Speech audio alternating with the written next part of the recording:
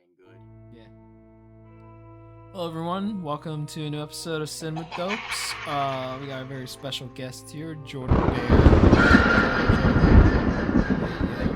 And Jordan here has brought us a very, very intense and pretty good movie, zombie movie called 28 Days Later. It's also a massive downer, to be It honest. is very, it's a pretty downer movie, yeah. So Yeah, I love before we start, your experience with the movie. I watched the movie before. We actually watched it off of my DVD. Yes. And I remember watching it. I was like, yeah, it was a pretty good time, it's a zombie movie or whatever. But watching it again really made me appreciate it a lot more. What did you guys think? I mean, this was the first time I was watching it. It was honestly, funny enough, this was the first time Jordan has seen the movie. He just wanted to watch it. I had always seen the whole thing on social media where everyone always says 28 Days Later is the one movie you can't find on video on demand services, which always leads to the whole streaming is the death of media type stuff. And I always found it interesting because I had read a story about a guy who ordered the DVD off of Amazon, and then he went to his mailbox, and instead they gave him a copy of 28 Weeks Later. And I was like, wow, the film's this mysterious. I feel like it's gonna be like some Ring thing where it's gonna curse me in 7 days. I'm gonna get the rage virus or something like that. Ooh. Yeah. But no, I've also been itching to see it for a while, so I'm glad I can watch it with you guys. I'm assuming Derek Rex is also the first time you guys watched this. Yep, first time. Gotcha. Yeah, the only thing I knew about this movie was that the whole they had to shoot at weird times so that London would be empty or whatever. But that's all I knew. I didn't even know this was a Danny Boyle movie, and I've been meaning to watch more of his films. So win-win. There you go. Yeah, I think I only heard about this movie because I think Seb talked about it one time in class like a few years ago. That was like the first time I ever heard of it. I also didn't know it was directed by Danny Boyle either, and I thought that I've never seen a movie from Danny Boyle before, but I've actually seen his Steve Jobs movie from a few years ago. I love that movie. Yeah, it's I actually didn't even. really I good, forgot that yeah. that was David. I forgot that was Danny Boyle. Yep, yeah, that was him. I think the screenplay was by Aaron Sorkin, but Oh, it was a Sorkin? Okay. yeah, but Boyle directed. That's a really good movie. I really enjoy that, and I also It's really a enjoyed fantastic this movie. Yeah, which I'm actually kind of surprised. Like I enjoyed this movie as much as I did, because this isn't me trying to be like a contrarian or like, oh, I'm different or whatever. But like I just I don't care about zombie stories. Like I don't get the hype about zombies. Like I don't care about zombies on Call of Duty. I don't care about zombies. But I think why I love this one so much was really because of the characters. I think just like following them like in this specific story that they tell was just like really fascinating. And I think that just makes like the action just all the more engaging, just a lot more tense because of that. So I really like this one. No, that's fair. I think I hate it when horror movies end up making their characters sort of like detestable in some way, so that they're like irritating to watch. And if like one of them dies, it's like the one character you actually like. I hate that in horror movies. So seeing any, because I love zombie movies. But in general I love a good horror movie, and that comes from both. I think having genuinely good characters and also the atmosphere of your film. And I think this film does a great job of establishing the kind of atmosphere that the setting has. So also interesting, like whatever the creature is has to be interesting, and the zombies in this movie are wonderful. Yeah. They're absolutely lovely. They're loud and they're bloody. Oh, I love it. I love Rage. it. That's right. The virus is called the rage Rage virus. This Who'd have thought? this was the movie that popularized fast zombies. Like, Yeah. this is really the one. Because, like, beforehand, like, of course, like, all zombies were, like, kind of just slow, like, meandering, just very... Just, like, they were deconstructed to a point where it's like, okay, something needed to change, so this was the first instance of just, like, zombies that, like, chase you. They're harder to, like, fight off. They're, like, just purely anger.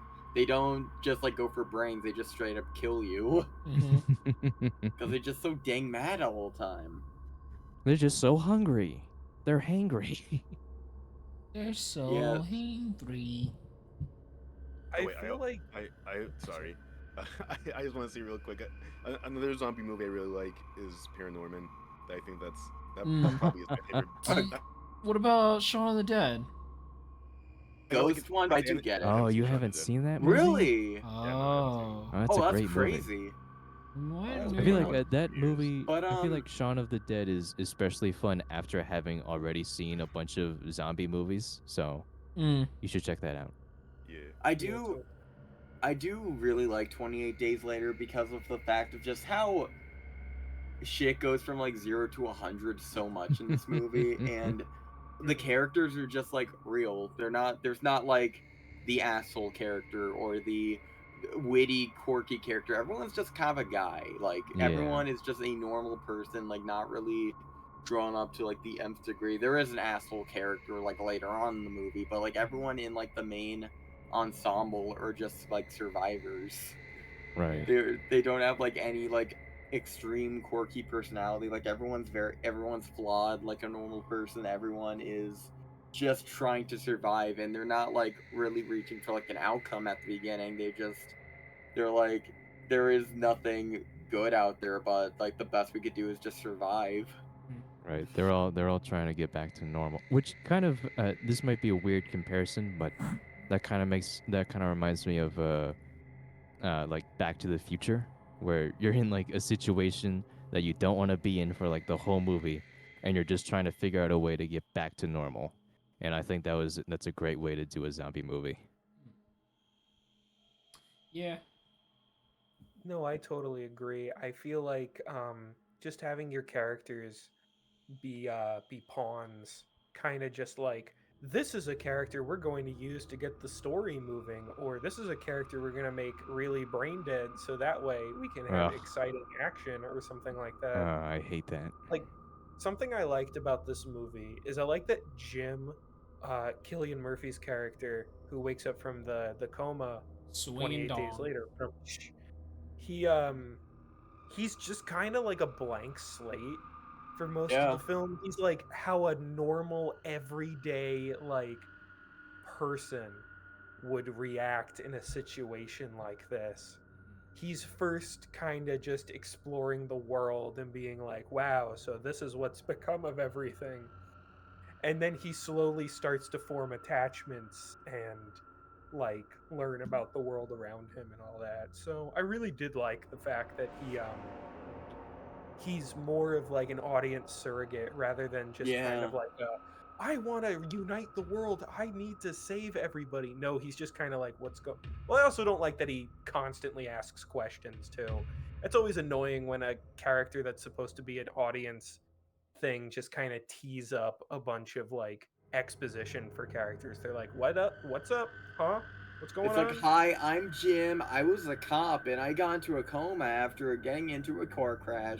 Like, he doesn't say anything. You just know he was in a coma, and that was it. You don't need to know his entire backstory. All you know is just his parents are dead, which is Yeah. such a sad scene. There were so many just sad, like, thought-provoking moments in this movie of just Yeah. like really what it means to just lose someone you love, especially in his circumstance where he didn't even have an opportunity to say goodbye.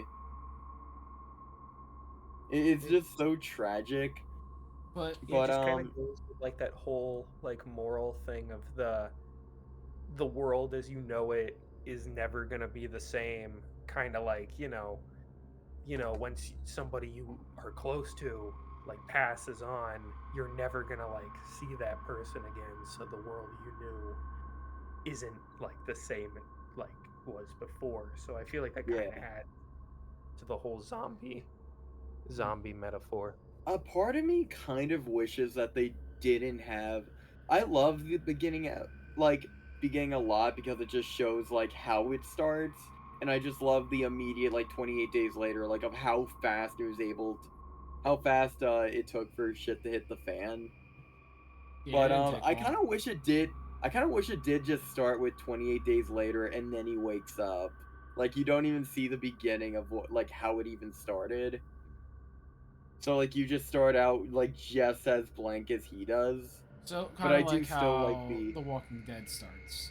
yeah, but but 9 years before it even happened, so it would be a predecessor to just pure I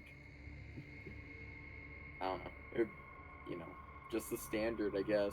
It's crazy that so The Walking Dead is still going on, right? I think so. There's like a new Oh my spin-off that just God. aired, I think. I don't know. Well, really? The original show outlasted 2 of its own spin-offs. Oh, That's I thought insane. the final season was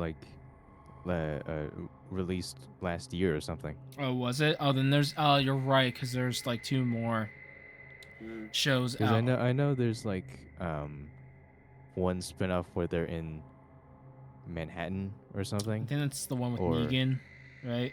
oh, I see. Yeah. But There's then, another. but before the show, wasn't there a comic book? It was a comic book, right? Yes, Or a graphic novel. there was a Dark Horse comic book about it. Oh, okay. Oh yeah, the new season of the Daryl spin-off just aired Oh, that's last week. right. Yeah, the The longest Daryl title ever. spin-off? The Walking Dead, Daryl Dixon, The Book of Carol. That's the full name of it. That is no way. What? That is That's the no name way. That was the Walking first Dead, season 2. Daryl Dixon. The Book of Carol. Is there a hyphen or a colon somewhere? There's a hyphen after Daryl Dixon, and there's Daryl Dixon, The Book of Carol / The Book of Boba Fett.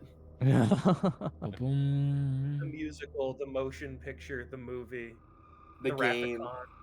based the on video the same game, name. the Awakening, series, the Resurrection, the cookbook, based on the game, cookbook. based on the movie. Oh my god. The only Walking Dead thing I ever knew about. I'm not a fan.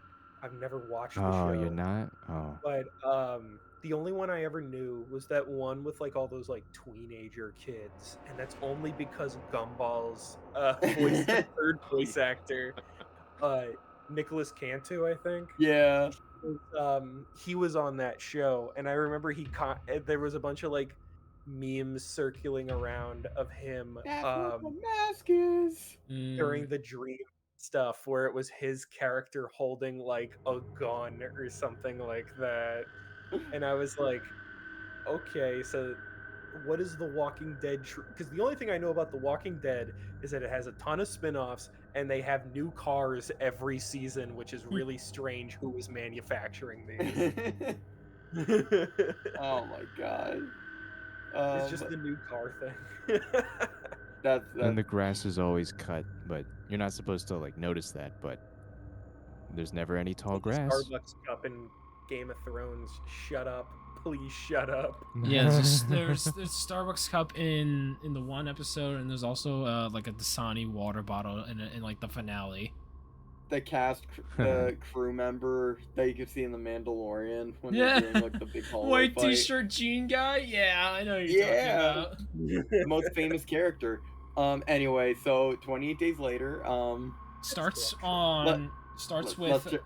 jump into it. Yes. It starts with monkey. A monkey. Yeah, a monkey watching it's the new Mr. Beast video idea where a monkey's watching 5 different TV screens on terrible Today things. I strapped this monkey up to 5 televisions. Each television plays a set of violent crime of today's America. Mm-hmm. You mean he didn't do that already? If he can last for over 24 hours, he wins 10 million bananas and my respect. Oh, his respect. my respect. Yeah, my respect. Right, because the chimp so strongly desires the respect of Mr. Beast. Nobody buy Lunchly. It is a soulless cash grab to prey on young audience members. What the hell is that? So like Mr. Beast's videos. Yeah. No. We'll talk about it later. Lunchly. Actually, I've never seen a like, Mr. Beast video. Don't. Not missing much. Yeah, you really Yeah. Oh, okay. Just I to think give you context, I never actually watched him just because I never really liked his mustache. And that That's was like the it? sole reason why I didn't watch him. And then Rex he like doesn't blew like up. people with Rex doesn't like people with Crohn's disease. What the hell is that? He watched Pete Davidson stand up and he's like, ew, gross, get away. Jesus. What the hell is Crohn's? Does Pete Davidson have Crohn's disease? He does. No, I didn't know Mr. that. Beast? I don't like Pete Davidson, but I Yes. don't know what the fuck Crohn's disease is. It's a really, really, really upset tummy. Guys, leave in the comments down below. Leave your advice for how to handle Crohn's disease. You can't cure it, you just have it. Oh, it's just a thing you have? Yeah. Ah, damn. Didn't expect this for your episode, did you, Jordan? So, animal rights activists. Well, first, no, hold on. We gotta also quickly explain Lunchly to Rex here. Lunchly is basically a lunchbowl ripoff that both Mr. Beast and KSI went together Logan on, Paul. and Logan Paul went together on. What the fuck?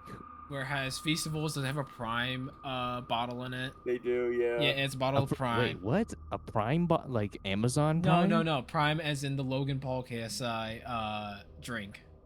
Since when are KSI and Logan Paul still in the spotlight? I thought they died like 5 years ago. They never died.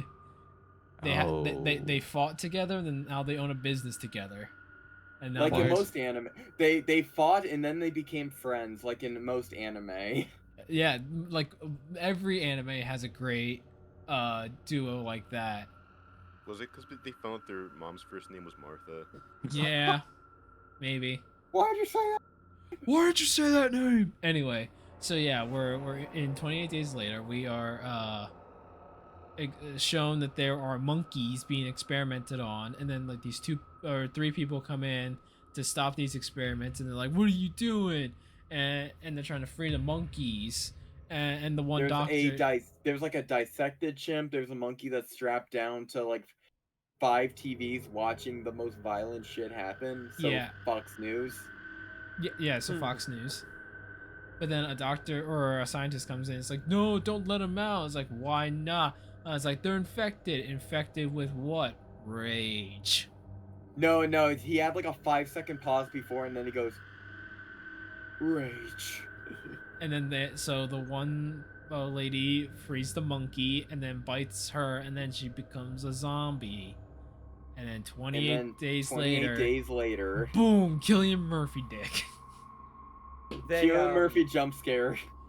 They kind of explain the rules a little bit. So if you don't know what happens is the zombie like virus has to be transferred via, I guess they kind of like puke up blood. Just any blood. If you ingest any of their blood, like on your face, hits any surface, gets into any crevice, you get infected. Mm-hmm. And it is pretty fast. much. It is like they show the monkey like now is as good a time as any. This movie is edited insane. This film is edited like, I get that's kind of the Danny Boyle Garland special. Like they edited Sunshine. I don't know if any of you guys have seen Sunshine, but they edit it like that, and half of it is edited really, really well. Like it kind of adds to the tension, like especially like when they do like quick cuts, kind of like in the scene where the monkey is like about to rip the face off the girl who freed him. Yeah. And then sometimes it's edited like a YouTube poop where they will play the same clip 3 times, like that scene where Cillian Murphy wakes up and they like play it 3 times of him like shooting straight up. What waking up does to a motherfucker. I kept half expecting him to just be like, guys, souse, and that was it. Swows. So yeah. Snooping as usual, I see. So, yeah, Cillian Murphy, dong guy basically woke up from a coma, rocking out with his cock out. Yep. He Yep. showed us all his Peaky Blinders. Yep, pretty much. His multiple Peaky Blinders. Peaky, Yes. oh, it's the Peaky Blinders. But yeah, then Cillian Murphy, Jim is his name. He starts wandering around England. Yep. Okay. I'm sure. Yeah, I'm sure. I thought it was France. Shut up. Yeah, Cade, are you sure we're talking about the same movie? 'Cause I'm pretty Shut up. sure- Shut up. Okay. Let me quickly defend myself. I saw the London Eye and I forgot they had a Ferris wheel, so I was like, oh, it's the Eiffel Tower. The Eiffel Tower. Yeah. Hey, I'm just saying for my audience, for the audience watching, never put a picture of the Eiffel Tower next to Big Ben. Cade will be stumped. It's that one meme of Pam from The Office where it's They're like the same picture. corporate wants us to tell you the difference of these two pictures. Cade, they're the same picture. They're the same. You know, the France, England. They're right next to each other, right? Right? It's a bit strange, He's isn't the it? guy to look at the Leaning Tower of Pisa and be like, "Oh, I get it. We're in Turkey, right?" He looked at the Luxor in Las Vegas. It's like, this is kind of like Egypt. Okay, we get it. We get it. We get it. We get it. All right. Maybe He we looks should at start a the- new podcast called Geography Dopes. Geography dopes. None of us know Geodopes. fucking geography. Oh my god. All right. Something you'll find interesting, if you watch this movie, is the fact of the multiple amount of Pepsi and Pepsi. Oh Yep. my god. The product Product. placement. Yeah. Pepsi should have been the currency in this movie. Yeah. Oh my god, everyone's drinking a Pepsi at the beginning. It's like the freaking it's like when water's non-existent, only Pepsi remains. I mean, Which is like, what a shit way to live. Yeah. Not even Coke in your universe. Yeah, no. Well, And it honestly, it if they ran had out, used, Seb. Yeah. if they've used they Pepsi went to for the like good. cure the They got the virus, good Use soda Pepsi to first. cure it. I mean, I wouldn't even be surprised. I'd be just like, okay, you gotta please the shareholders. All right, Yeah. we'll do that. Yeah, What if this, it gets this, movie financed? there's a secret fourth ending to the movie where it's like, oh hey, we never drank this can of Pepsi. Well, let's just drink it now. And then as they get when we get to bed, it's like, wait, I don't feel a thing. I don't feel infected.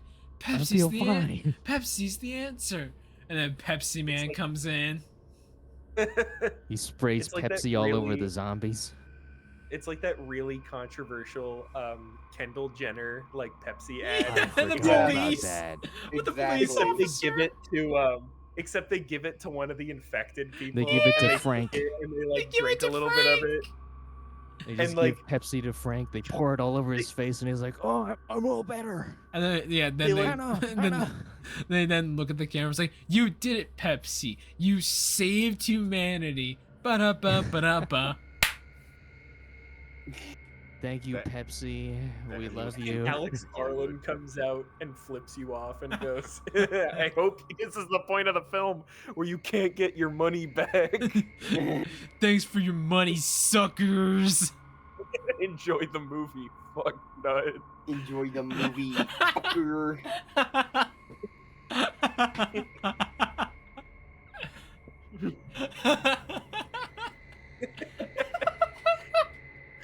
Why? But just called So- someone a fuck that's so funny. Bro, we- this movie had so much Pepsi in it, I thought I was watching Madam Web. Ah. Aw. At least they bothered to open up the Pepsi. Right. Oh my god. Yeah, so speaking of opening up things, Cillian Murphy opens up the two big doors for a church, and he sees firsthand what happened to everyone, where he sees a Yep. pile of dead bodies, except for two guys who just stand up and stare at him. It's like, well, that should be weird, ain't it? And then he watches the priest come out through another set of doors. He's like, hello, hello, and and then the priest reveals himself to be a zombie. He's like, oh, I got run. And then he runs out of the church, and then he's being chased by those zombies, and that's when he runs into more survivors. Yeah. Something I really enjoy about the chase scenes is just how like close they get to the camera. Yeah, it's Yeah. gross. I love it. Yeah, and just the work on. I remember Rex, you were talking about how much you really liked the zombie designs. Yeah, especially the eyes. I love the whatever Mm. contacts they use for the eyes to make them all red. I remember I was looking up Cillian Murphy's career when I first heard like Oppenheimer be announced, and I was like, oh, Cillian Murphy, that's a cool name. What else has he been in? I looked up 28 Days Later, and I like closed my computer extremely quickly because the poster with like the two big eyes on it scared Oh, the yeah. crap out of me. Did it So I was really? like, ah, ah! And I quick closed it because it scared me. I jumped. But yeah, the Pure zombies are primal so scare. well made in this because it's like they're again just normal people, but they're not. Well, since it's so recent, they're not decayed or anything, but they're still like fully competent. Like I think they're even capable of speech, but it's just like pure hatred in them. So they vomit blood immediately, like after being infected, and their eyes eventually glow like very, very red. And we find out later, like at the very end, if the like end of a zombie's life cycle in this, like their eyes just fade to like pink or like pinkish white, which is interesting. But throughout the entire movie, it's just the worst like glowing red eyes, and it's horrifying. They have an expiration cycle, yeah. Yeah, eventually, but we'll get there. But yeah, so he is getting away. He's running away from people at from the church, and he's attracting like a huge crowd around him because throughout, like beforehand, he was just walking around like a desolate like streets of London, and it was like empty. But now all the zombies are coming out and they're chasing him. So in thankfully, two people find him, and they use fire to like distract them / attack, and it's a really cool fire stunt actually, with like the two zombies like on fire still chasing him, which also is a good way of showing just how persistent these fuckers are. But it also shows how crappy the camera is. Yeah, Yeah. they are very dim I fire. love So these movies were filmed on digital like Canon XL1s, which you can get for like $300 today. They were kind of like consumer grade like digital cameras, and they were very cheap, and you could tell that they were cheap. But I feel like it really adds to the feeling of the movie of just it feels like very shaky, very panicky, like not pristine, very gross. And I think it also adds to the idea of you can still make an effective movie without all the fancy schmancy equipment. Right. Yeah, They really. literally shot this with a consumer grade camera, and it's still very effective in the way that it wants to make itself look. So I think that this is like a great example of showing that. And they're trying to carry that with 28 years later, trying to film it on an iPhone 15. And they said with minimal accessories, but there's a behind the scenes footage, and it is, you cannot even recognize it as an iPhone 15. It is like on a dolly. It looks like a giant cart. Oh, Like wow. if I could find the picture, I'll send it. But it's like that is not an iPhone 15 anymore. Imagine the DP for 28 years later never takes it off the cart. So if he wants to make a phone call, he pulls the entire cart up to his head and he goes, "Oh, hey honey, sorry, I'm gonna be a little late for dinner tonight." While like this entire cart is like shoved to his head, camera like lenses and all. I'm busy at the shoot, my dear. I'm sorry. What is it? You're on speaker. You're on speaker. What do you want? The rage monsters can hear you. What do you want now? But yeah, this is what the camera looks like on set, and it's like, what the? It's like, come on, you cannot. It's really when like Apple does shot on iPhone, but like you can clear it. Like if you see behind the scenes, it's like 800 peripherals attached. It's like you can only take that so far. Well, I mean, you're Oh my technically God. right, but like, Yeah, at what point can you just say like it's not a consumer grade like 15? yeah. Like I was just expecting a dude holding an iPhone. Like that's all That I would be was so expecting, funny. because that would be. Because I mean, like I feel like that would be just the most straightforward thing to do with. I don't even understand what like half of this shit is that they put on this iPhone. I don't even know where the iPhone is. I can't see it. I think it's like on. I think it's the thing like very up front, but I don't even know. It has like a viewfinder and everything attached. Like holy shit. But yeah. So this is when Jim stumbles upon. I believe his name was Mark and Selena, the two lone survivors, and they are just complete downers, but rightfully so. And this is when Jim finally gets like a time of rest and like explanation. And he just says, it's like, is there anything we can call, like a government, the police? It's like, no. It's like, what do you mean? There's gotta be someone. And he's like, screw this, I'm gonna see my parents. And they're like, they're fucking dead. It's like, no, they're not. No.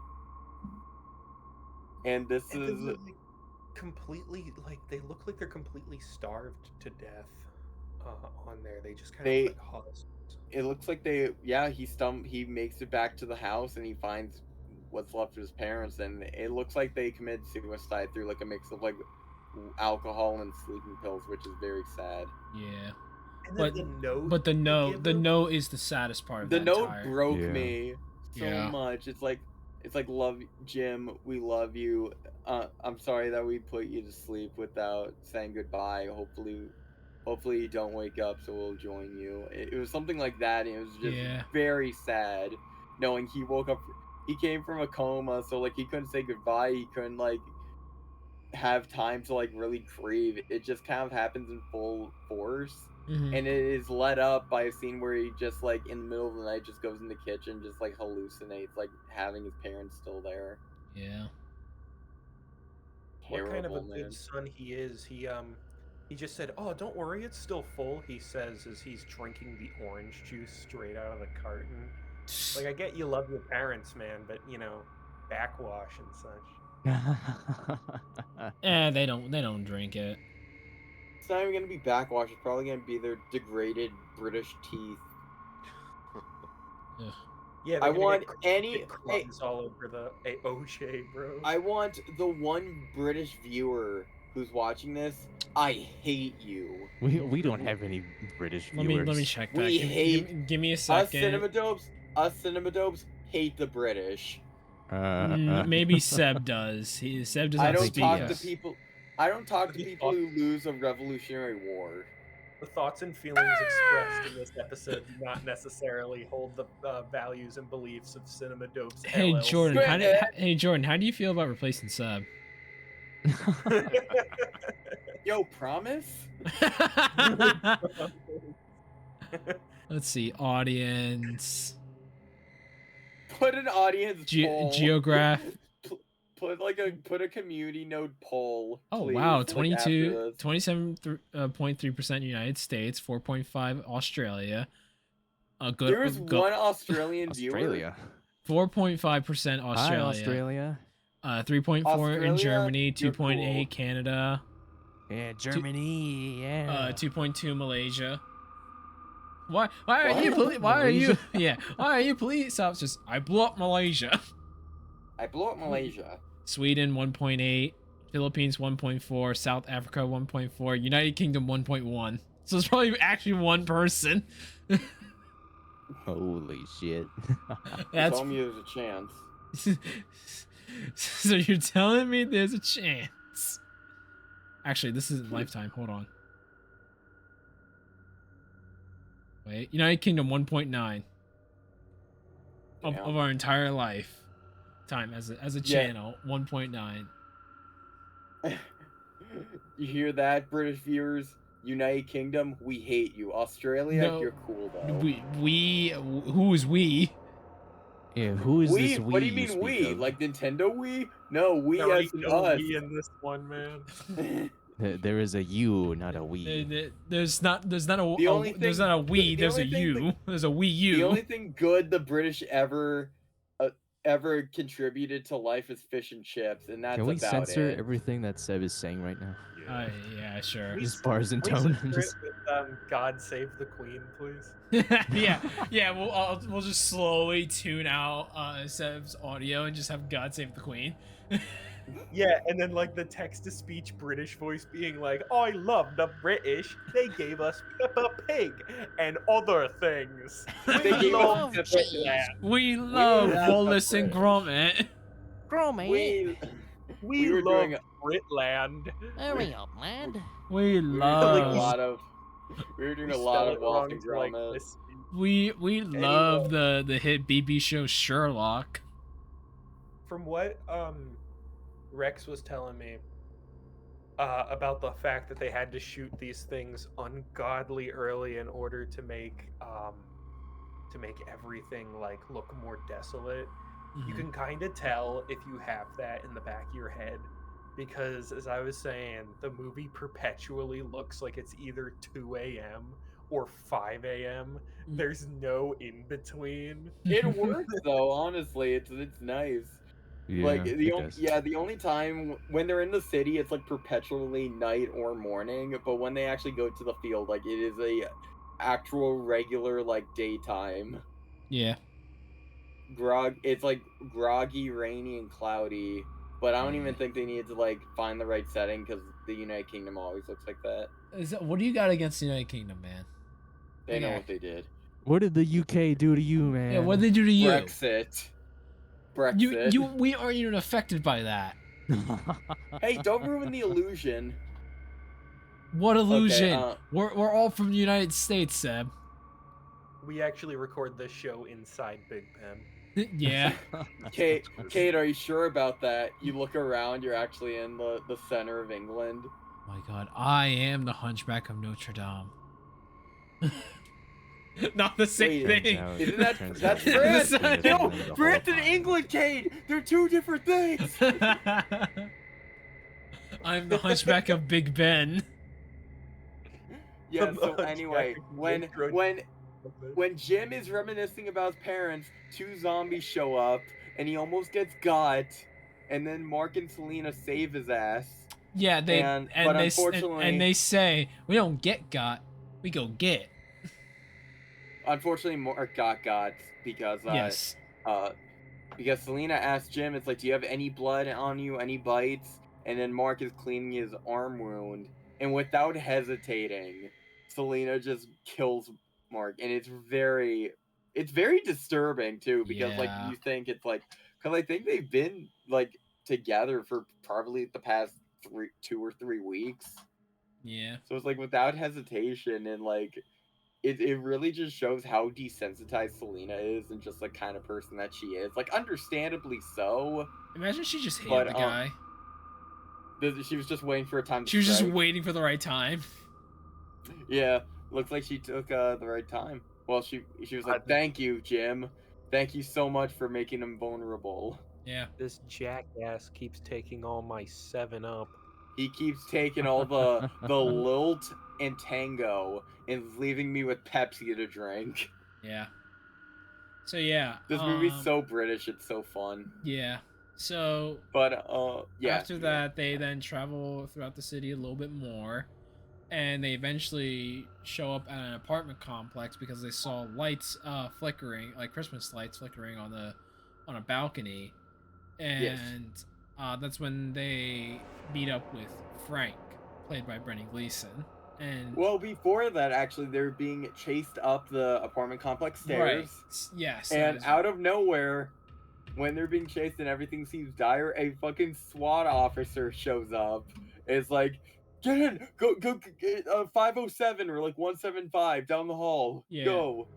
And then you find out it is Frank in SWAT gear. And I love this so much because it's like the scariest situation. Like he's all intense in armor and everything. And he just wiped the floor with 2 zombies who like fell down the stairs. And then when he takes off his ski mask, it's like, yay, we got company.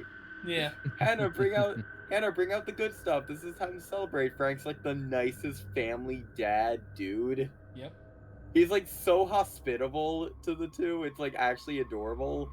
You can tell he really cared about the group because he brought out the Canada Dry to make them feel more at home. The green slime. They do say what it is. It's like creme de creme or whatever, but yeah. I don't understand Britland soda. It looks like it looks like melted Jello. Yeah, exactly. And that's why we condemn the British here at CinemaDopes. You will. All 5 of us. You speak for yourself, Seb, sir. we already had to talk you down from the super rats. All right, we don't need to talk you down about the United Kingdom. I'm in like a fucking straitjacket, like tied down. Yeah, you're having the rage virus. We tie you up and they have like Except 5 I different only hate strains. the British. The I only have anti-British rage towards virus. the British. That's enough for him to get the rage virus. He didn't even get bit or anything. He's just mad. All someone has to do is like offer me tea, or give me like fish and chips. Tea, governor? Governor, that's what sets me off. That's his trigger word. But yeah, so Cillian shaves, and it's a really fun detail. Like he has to dry shave because there's no water to like smoothen it or like soften it. Ah, yeah. And even Frank says, "Look, sorry, there's not really a lot of water to go around, and I'm sorry about the toilet; it doesn't flush." Yeah. But I took this monster dump last week, and I'm really sorry that I've never been able to flush it. That I'm sorry, it's just been stinking up the joint. You see that toilet? You see that toilet right there? You see that? Wasn't always that clean. But yeah, I only just fully cleaned it yesterday. So I assume they're there for like a little bit longer until they like realize it's probably like a good day or two, because they still say at the end like it's been 4 weeks. Yeah. But yeah, so they're at the top of the building and there's a bunch of buckets to Brendan collect Gleeson full rainwater. on like he's a kicker on an American football team. He just punts the one bucket. He kicked the bucket, but we'll get to that later. Oh my god, I never realized that. Ooh, Danny Boyle. I can't believe Knuckles McGinty would do that to us. Danny Boyle, you mad lad. But yeah, so he's like, yeah, we might need to leave. We're not getting any water. It hasn't rained in weeks. Yeah. Which is really fucking sad when you know what happens like later on of it actually raining. But yeah, so they decide to go on to try to find signal, try to find somewhere else to go. And they were going against it for a while, but they finally decide to, and it's a fun road trip movie until they make it to the bridge scene or the tunnel. It's a fun road trip movie for all of 2 minutes. Until they make it to the tunnel scene. Until they make, and where Frank's like, oh my god, the most iconic part in the movie, the tunnel scene. Frank is like, I'm gonna go over this like pile up that's here. I'm gonna use it as like a ramp or like a bridge or whatever. And then when he does, it pops. A tire goes out. A tire goes out, yeah. And which wouldn't be so bad. And then a giant swarm of rats goes by. They don't got sewer rats, they got tunnel rats. Tunnel rats. They got super rage rats, dude. They got rage rats. They got something worse than super rats. Super British rats. Crooked teeth and unchecked anger issues. Oh. But this is made to foreshadow what is coming up, and it is horrifying. Yep. Just before we get to that, I want to say the scene where they jump over the pile and they're all having a grand old time there. Yeah. It for some reason reminds me of that episode that also parodied zombie films. That episode of South Park with all the homeless people where Cartman uses his skateboard to jump over homeless people. I immediately thought of that. I kept expecting Brendan Gleeson to be like, "Yeah, that's 12. That's 12 dead bodies," or something like that. Like he's the count. I'm just thinking about the one scene with like the neighbor, and it's like, they foreclosed my home. I'm homeless now. No, Randy, keep it together. I just need some change. Change? Spare change. And he gets his head blown off. Oh, Got any change? Change? Spare change? But No, yeah.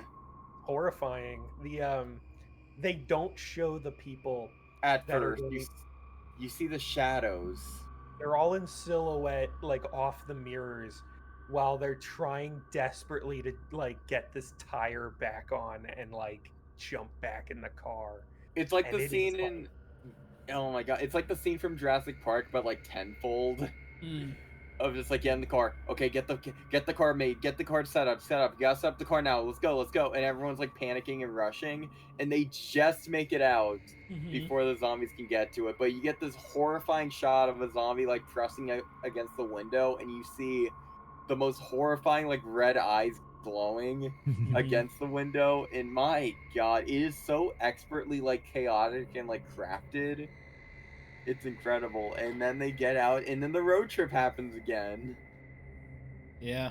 And it's just like fun music. They go through a grocery store, have a lot of fun doing that. Yeah, They go on nice picnics. They check out like they look at horses, and it's like, look how fun it is. It's a family like us. And but then they have to make a stop for gas, and Jim just really wanted a cheeseburger. Really, really wanted cheesy, mate. He wanted a cheesy glizzy. But he goes inside the gas station, which said it had cheeseburgers, but they lied to him because it didn't have cheeseburgers. It had a bunch of dead people and a dead baby, a dead parent, a dead grandpa, and then a rage kid. Yeah. A little 10-year-old. A little 10-year-old kid. It is very disturbing. Something I find weird. I did want to bring this up a little earlier. This movie really, really likes early, like late 90s to like early aughts, like British, like rock music. Oh, They yes. They play it weirdly during the They play a little bit of it during the scene where Jim discovers his parents, but they also play it during a lot of the sweeping shots. Yeah. And I really liked the score of this movie. I had not heard a lot of John Murphy stuff. I think the only movie I ever knew that he did was oh, he did The Suicide Squad. Yeah, Okay, yeah, he works with James Gunn a lot now. I know he's gonna score a new Superman movie next year. Yeah. Yeah. He also made he also works with Danny Boyle a lot. Like and Michael Mann too, that's nice. Ooh. He did the one for both 28 Days and 28 Weeks Later. Nice. And he also did it with Sunshine, the Danny Boyle other Alex Garland film, which I will not shut up about because I thought that movie was great. I still need to finish Trainspotting. They're Trainspotting's horse really good. spotting in this one, dude. Yeah. How would you feel if during that scene they were like, why are the horses appearing to get closer? And then you see they're like rage horses. No. If I saw horses, horses already freak me out. So like seeing like a horse with those kind of eyes, I would leave the episode. I would just get up and leave. I remember when we were for a project, we actually managed to get a horse, but it was like, with this trainer and everything. It wasn't like a trained horse. But for a project, I kidnapped this horse recently. I put him in the bed of my car, and then I went to my school. We had to do what we had to do for the grade. Okay, it got 100. All right, we got those horse points. But no, we went to a ranch and they let us use a little old horse named Starman, and he was great. He was a star, man. Yeah. Horses freak me out because they're big dogs with hammers on their feet. But the thing is, they're like a lot more skittish, and like if you take a wrong step, like it will not hesitate. You must But yeah, have horses are been. pretty fine. You must have been real freaked out during John Wick Part 3, Jordan. I just imagine Jordan in theaters like. I can't watch Spirit without thinking it's a horror movie. Every time I watch Spirit, I have to watch it like holding a pillow, but then I discover there's a pillow with a horse on it in my house. Like, no joke. There's a horse pillow we have. Jordan, and I go, no! Jordan turns off his viewing of Shrek 2 always at the transformation. Yeah. Just right before he sees what Donkey looks like. Oh, he just skips through the entire movie until he reverts back to a donkey. He doesn't know. No. Every time Donkey's on screen, he just goes no. Just loudly screams and covers his ears and eyes. Oh, thank God. Oh, dude, that reminds me. There was I forget when it was. It was some animal that freaked my one friend out. I think it was like spiders or something. And I forget which film we saw, but there was like a scene that like heavily included spiders. And my friend took his popcorn bag, and I kid you not, he unironically like started breathing into it. Oh like my God. Was this in theaters? This was in theaters, Was it Scary Stories to Tell in the Dark? I don't recall. I don't think okay. it was. I think it was more like an action movie, but there was like a little bit of a spookier like scene in there or something like that. I can't really recall. But otherwise, horses are whack, but not as whack as the scene coming up soon.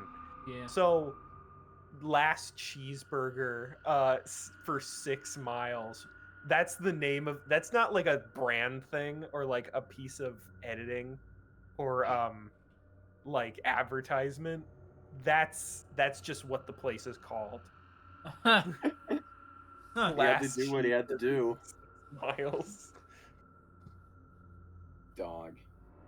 But, yeah, eventually they drive to the blockade because before Frank was talking about how there's a radio signal and they were following where the radio signal was originated because it was like telling the location, and they find that the place is pretty much empty.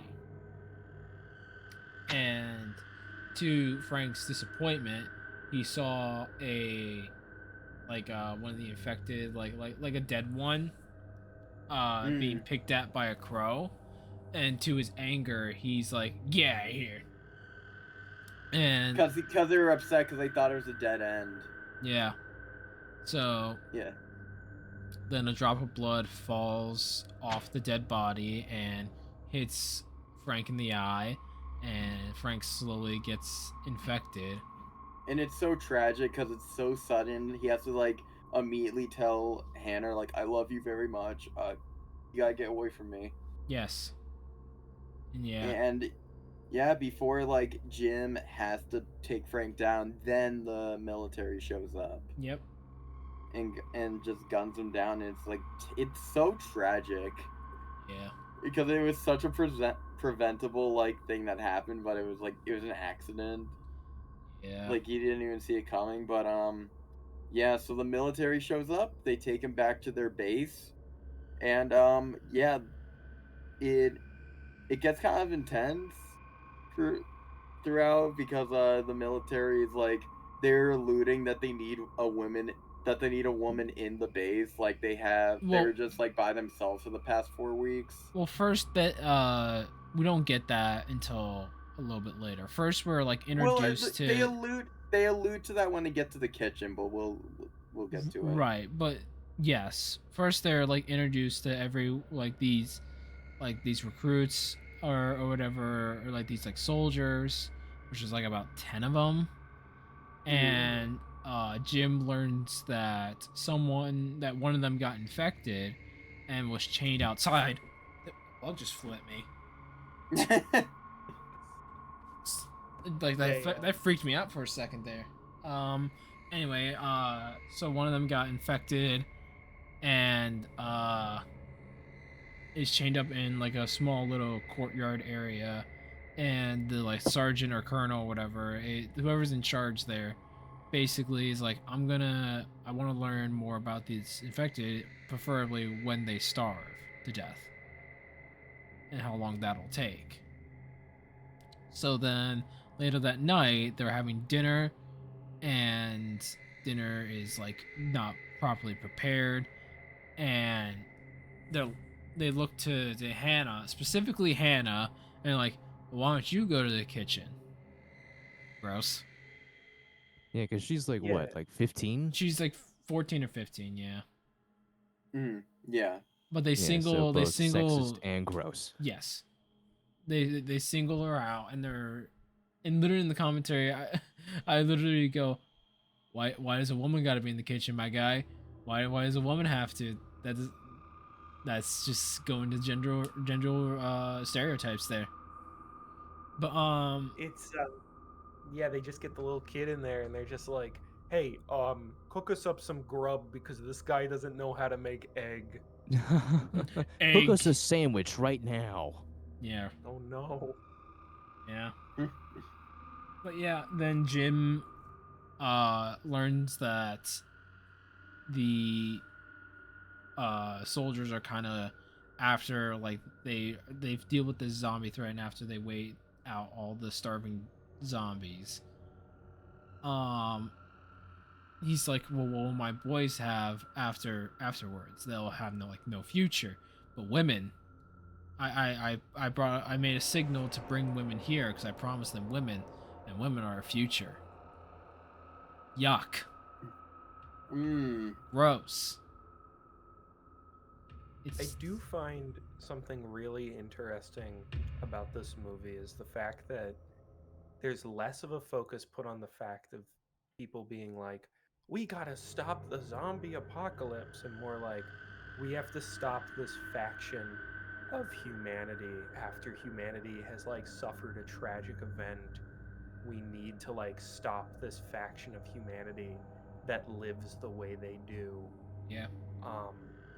I had brought this up before, but it kind of does remind me of Garland's new thing, Civil War. Mm-hmm. It kind of gives me that sort of vibe. Just because of the split between the people who are trying to survive the type of event, catastrophic event, versus those who seek to profit from it in like their own nefarious purposes or something like that.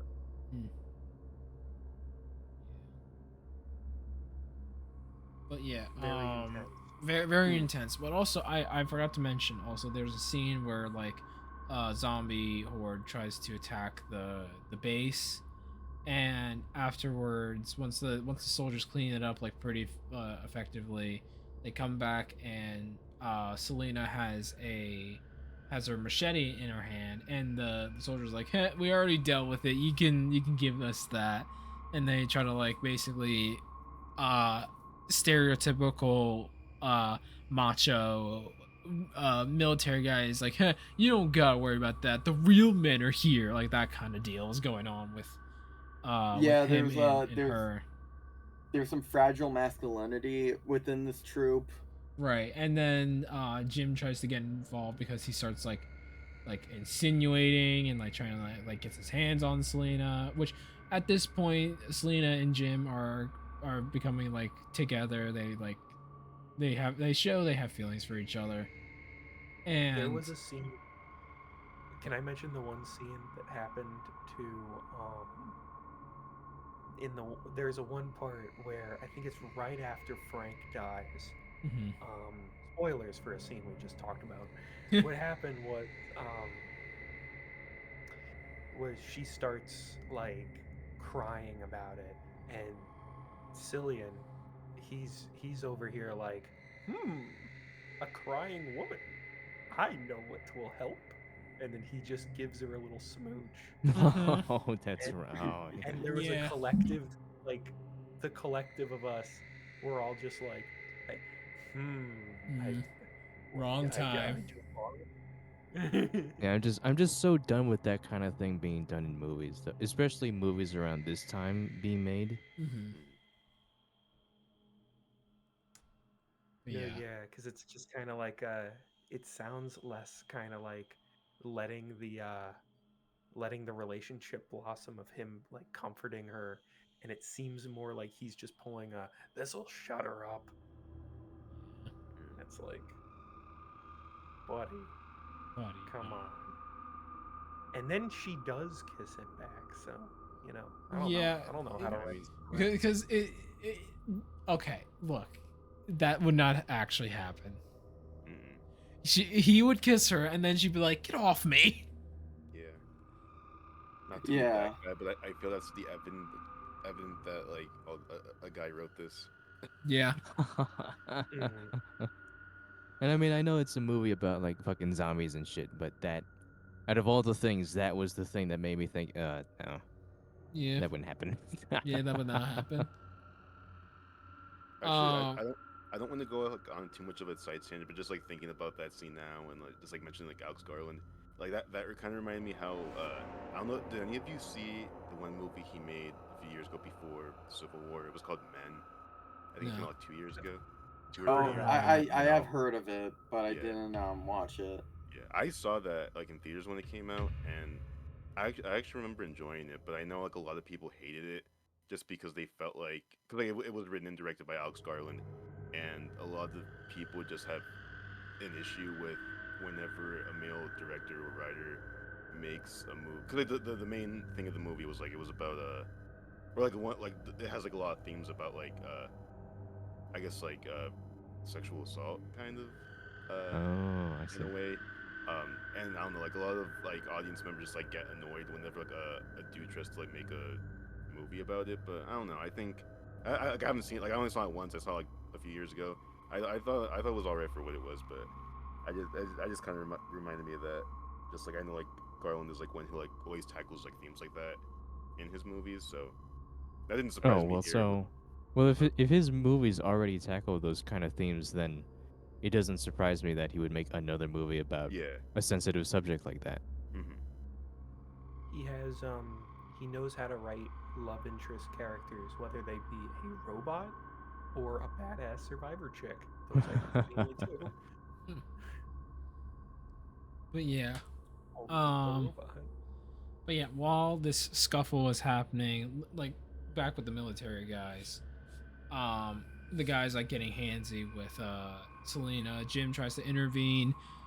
He gets pushed down by the military guy, and then like another military guy smacks the first guy and like knocks him down, and then the fight is basically broken up when the colonel walks in, and him and Jim, both of them later on are brought out to a field full of dead bodies because Jim tries to escape after learning the knowledge of the colonel trying to keep the Selena and Hannah here for the guys. He tries to escape with them, and then him and the other military guy are they're basically sent out to go get executed, but Jim outsmarts them. But sadly enough, the military guy is killed, and in the ensuing chaos of the one of the two guys that were planning to kill them both argue, Jim escapes by first pretending to be one of the dead bodies, and then runs off into the forest and hops over the fence, and then proceeds to basically be the post-apocalyptic version of Kevin McAllister, where he constantly tricks the military officers by sounding the alarm to bring them out of the house, and then while they're gone, he runs back towards the house, and before he arrives there, we have a very, very, very not good scene with Selena and Hannah, where the colonel's like, take the 2 girls to the master bedroom and have them get dressed, and the military guys are like trying to make them go get dressed, and Selena tries her best to be like, you guys have to leave, it's the polite thing to do. And as soon as the guys leave, he tries to give Hannah sleeping pills, pretty much, or pills that like will help them. Earlier on in the movie was helping them sleep, but she's giving it to her so she could I guess not really experience what's gonna happen next, that's oh my god. No, dude, that was it's not a fun time. It's not a fun time. Like Usually when we do commentary tracks, we try to find like funny jokes to do. There was no funny joke here. We were dead silent. We were dead silent because we were like, what do we say during this? This is some heavy stuff here. Yeah, it was just too well written, I think. Yeah. It's a very tight sort of sequence. Yeah. And I think it was very well done. It's very uncomfortable, but it's very well done. Yeah. But the one thing I found weird about the sleeping pills being brought up is, I mean, it's part of the whole thing about, you know, it ties back to the bonding experience, but I find it either really messed up or just kind of weirdly endearing how how the bonding moment between the 4 of them before Frank passes is a scene where they're like, come on, Frank, lighten up, let your kid take pill, let your kid take some drugs, Frank, come on, let your daughter live a little, or whatever. Come on. Your kid will only get to eat this weird ibuprofen once. Come on, you fascist.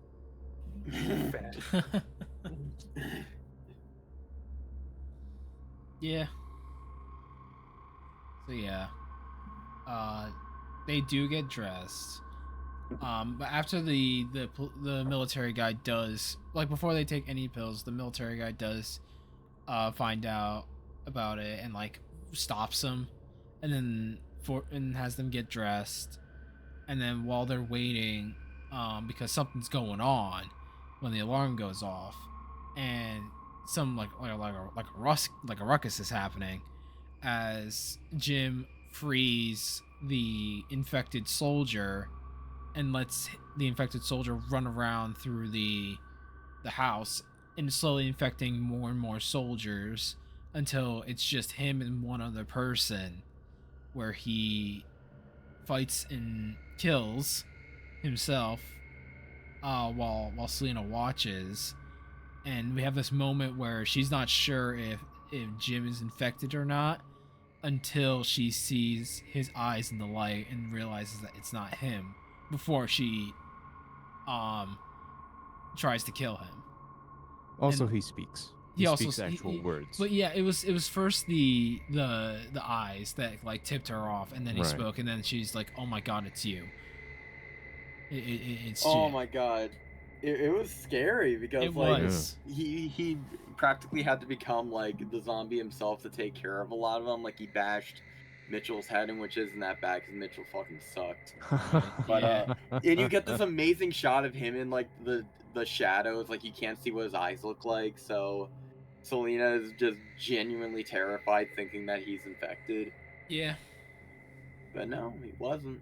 Yeah, so they find Hannah, and then they all try to leave, and before they leave, they find the colonel in the car, and he shoots Jim in the stomach, but Hannah gets in the car and drives the colonel back towards like the garage area and stops so that the colonel can get grabbed through the window by the zombies and pulled away, and basically dies.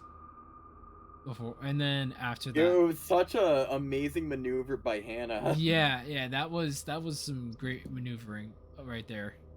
It was incredible. So she shuts the car, then Mitchell's still in the back of, Hannah's driving, she goes to the like an open plot, but leaves like literally right in front of the zombie that they had prisoner. What was his name? Like Matthew?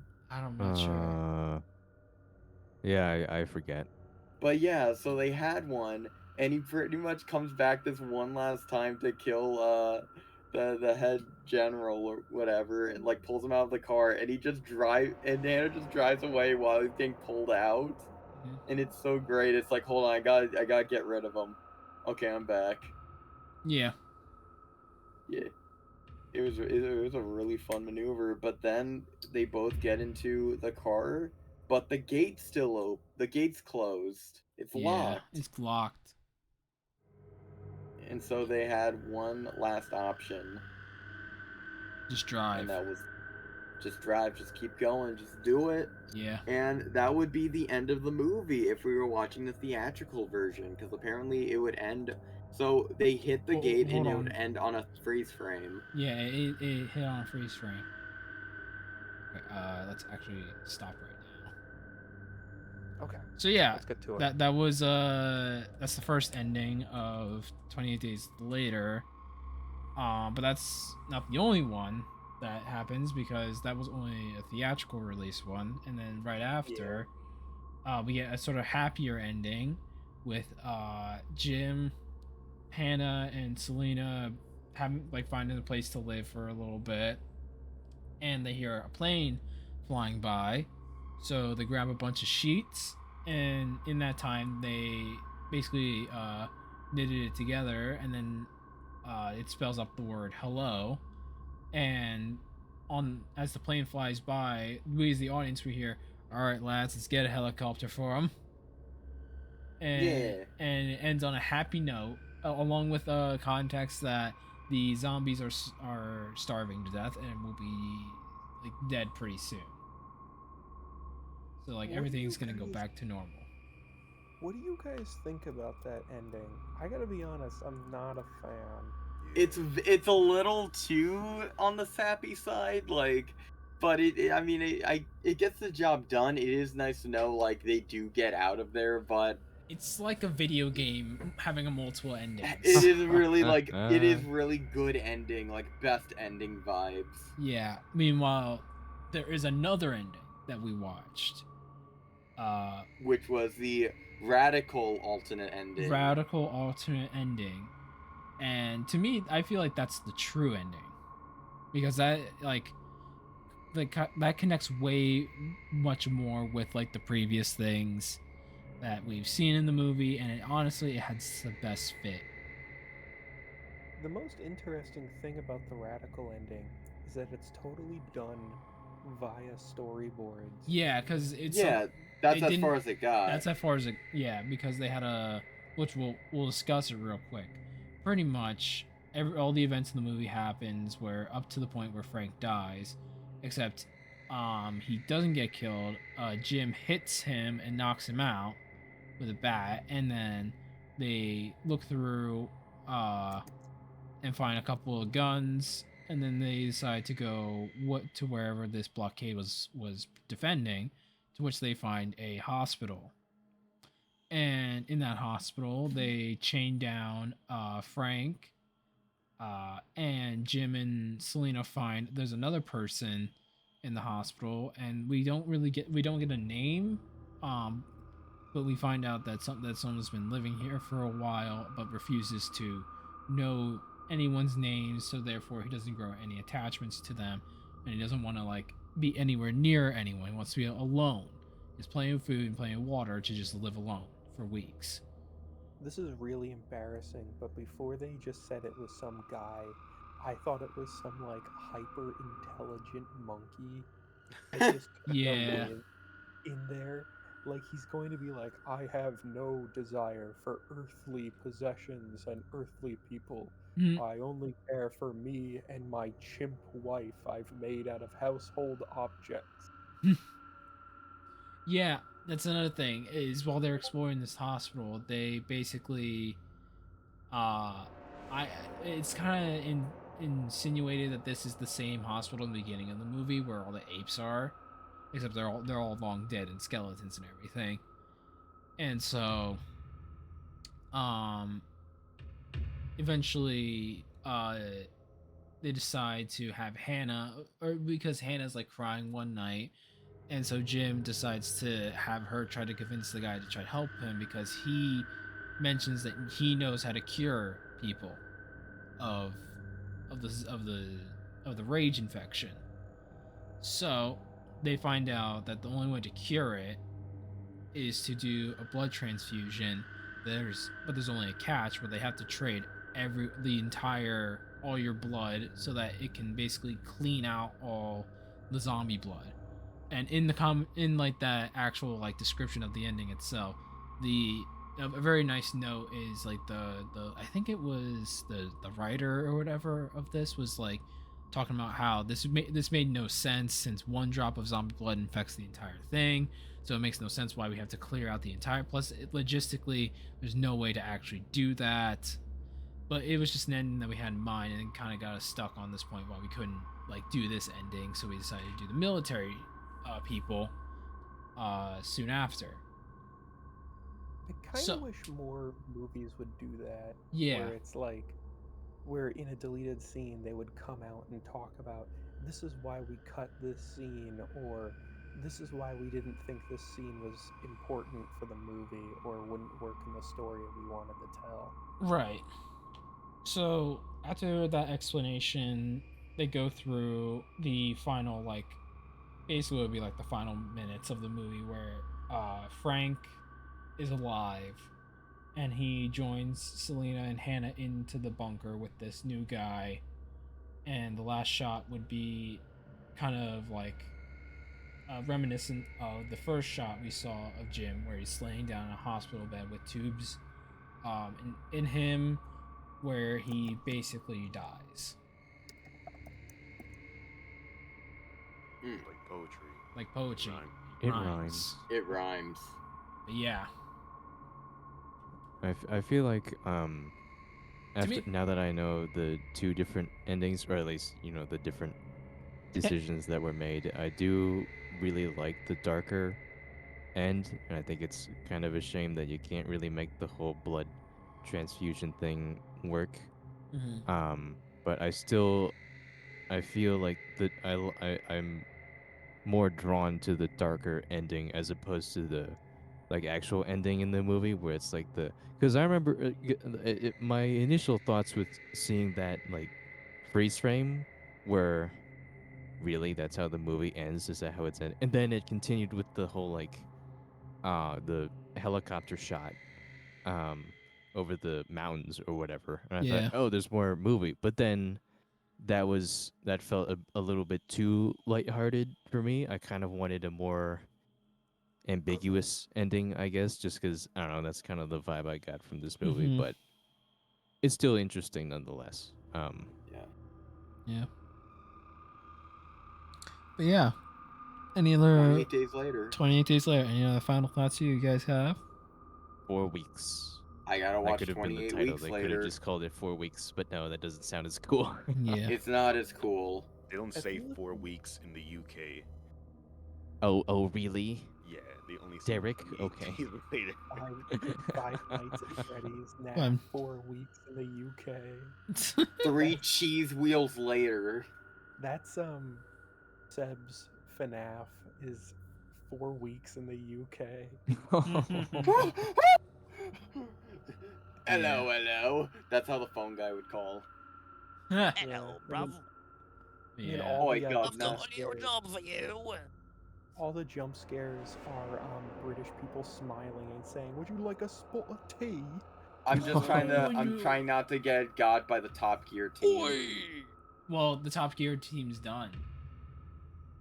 Not for me. No, once they see me, they're gonna go back in the full gear. 5 late nights at Liverpool. 5 Oh. nights at Liverpool. Alrighty.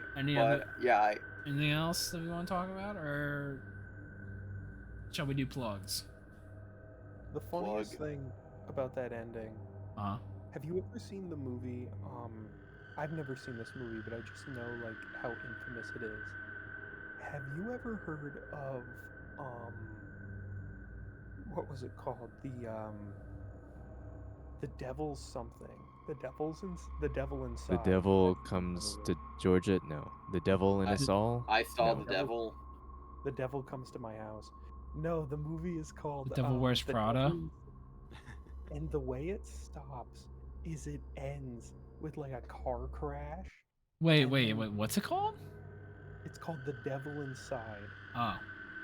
The Mm. way you guys Huh. were talking about the ending just cutting off there, I think it reminds me a lot of that movie because there's a clip circulating that's like audio of when they showed the movie's ending. Because what they do is the car crashes, the camera stops, and it says to find out what happened to these characters, go to this website. Oh And I'm like, no! that's lame. That's And then really there's a bad. there's a bunch of people in like a theater in the audio, you can look it up, where they're all like screaming and they're like, that's it, that's all we get.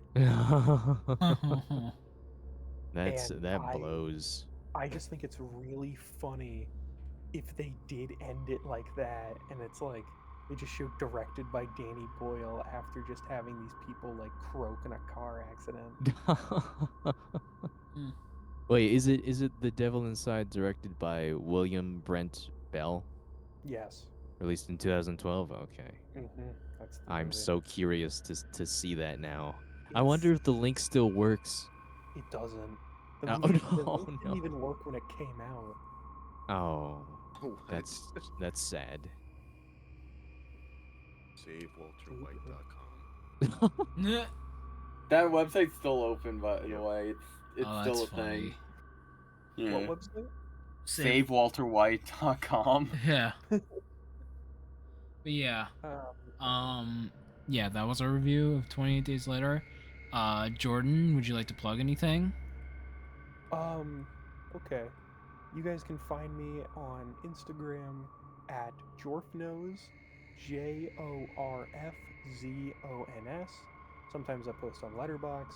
It's at JORFUS, Jorfus.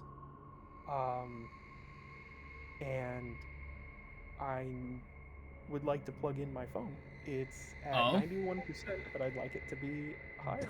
Thank you It's guys for never having me on the enough. show. I appreciate all of you. You guys are the best. I enjoy your show.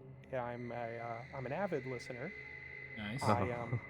I kept referencing the show while we were watching the movie. Like I talked about the Cat in the Hat, and I talked about the Super Rats. So you can basically call me a fan, and please call me up when you guys make merchandise. Once we have T-shirts and mugs. Yeah. I will wear your T-shirts. He will.